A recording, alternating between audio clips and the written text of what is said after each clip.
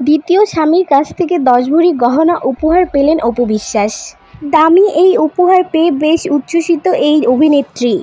বর্তমানে অপু বিশ্বাস দ্বিতীয় স্বামীকে নিয়ে আনন্দের মুহূর্ত কাটাচ্ছে সিঙ্গাপুরে। শুধু তাই নয়, ছেলে আব্রাহাম খান জয়কে নিয়েও তিনি একদম সিঙ্গাপুরেই থাকবে, এটাই সে ভাবনা চিন্তা করতেছে বলে জানা গিয়েছে। অপু বিশ্বাস একটি গণমাধ্যমে জানায় যে আমি ভেবেছিলাম যে আমার ছেলেকে নিয়ে আমি সারাটা জীবন এভাবেই কাটিয়ে দিব, কিন্তু ভবিষ্যতে চিন্তা করলাম যে আমার ছেলে একসময় বড় হবে, তার জীবনসঙ্গীকে নিয়ে তিনি ব্যস্ত হয়ে পড়বে, তখন আমার কি হবে। এই জন্য আমিও একটি ডিসিশন নিয়েছি, আমারও বিয়ে করা প্রয়োজন, এই জন্য আমি দ্বিতীয় বিয়ে করে ফেলেছি।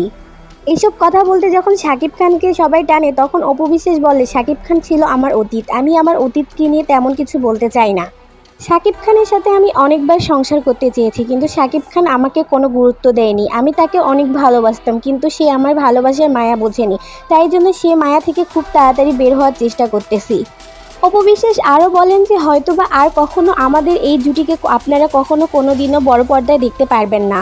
অপু বিশ্বাসের দ্বিতীয় স্বামীর কাছ থেকে সোনার উপহার পাওয়া এবং শাকিবকে নিয়ে এত কিছু বলাতে আপনারা মন্তব্য কি, অবশ্যই কমেন্ট বক্সে কিন্তু জানাবেন।